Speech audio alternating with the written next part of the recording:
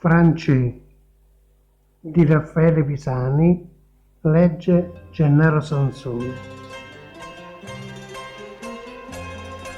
Queste poesie d'amore non sono parole, sono pensieri soli, che dentro all'occhio rosso che tu tieni, pigliano luce e dentro i tratti appassionati tuoi trovano tutto bene, che geni vita da sta vita stanca.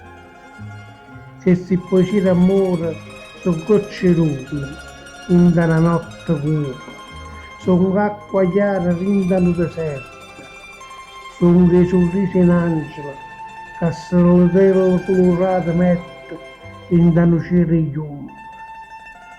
Queste poesie d'amore che tu, Francesco, da tant'anni mi fai scrivere, fanno questo cuore che non era niente, a gondola in suono.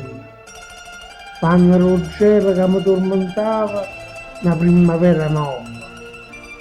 E questa primavera fa una speranza antica, una certezza.